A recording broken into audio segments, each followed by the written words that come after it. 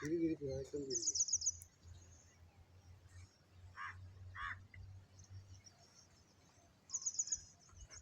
शेतकरी मित्रांनो, तुम्हाला सांगायचं आहे की जे आपण अशी ठावे ते इतराशी सांगावे, शहाणे करून सोडावे सकळ जना। मला काय म्हणायचं की आपला शेतकरी आहे ना कपाशीकडे जास्त वळला, पण कपाशीचं उत्पन्न येतं कमी आणि खर्च होतो जास्त, म्हणून शेतकरी कर्जबाजारी झाला।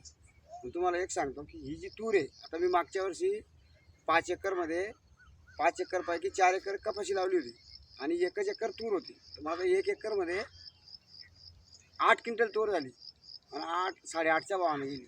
8-8-56 आणि ते वरचे पैसे म्हणजे 57-58-60 हजाराची तूर झाली आणि उरलेले 4 एकर क्षेत्र होतं, त्याच्यामध्ये फक्त 8 क्विंटल कपाशी झाली।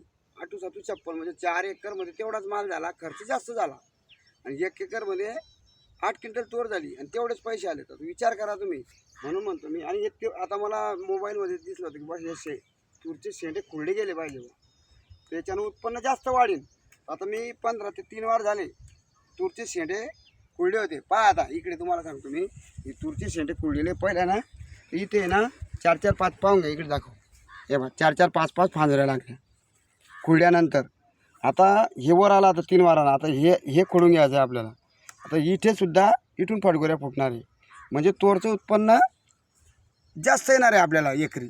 म्हणून तुम्हाला एकच कळकळीची नम्र विनंती करतो की कपाशीच्या नादी न लागता मक्का आणि तोरचा विषय असा आहे, आपण एक दिवशी कापली मजूर लावून मशीन आणलं की मशीननं काढली की एकाच दिवशी मार्केटला गेलं की पैसा घेऊन येतो आपण।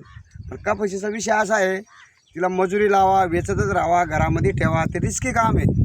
आणि शेवटची जी कपाशी वेचणी येते त्या टायमाला 20 रुपये आणि 22 रुपये किलो मजूर कपाशीची वेचणी करतं, मग ते शेतकऱ्याला काय पुरवडतं? म्हणून कमी खर्चामध्ये अशी शेती करा की शेतकरी काही ना काही सुधारला पाहिजे, शिलकी पडला पाहिजे। या कपाशीमुळे शेतकरी कर्जबाजारी झाला आहे। रासायनिक खते आणि ते तुमचं कीटकनाशक याच्यामुळे शेतकरी लंबावून गेला। म्हणून तुम्हाला एकच कळकळीचे नम्र निवेदन करतो आणि विनंती करतो, आपला शेतकरी जर वाचाल तुम्हाला असं उत्पन्न घ्यावं लागेल आणि याला खूप कमी खर्च आहे। शेवटची फवारणी करणार मी आता, एकच फुलफुगडी आल्यानंतर एकच कोराजन मारायचं, शेंग आल्यानंतर एकच फवारणी करायची आणि भरघोस उत्पन्न घ्यायचं। जय हिंद, जय महाराष्ट्र।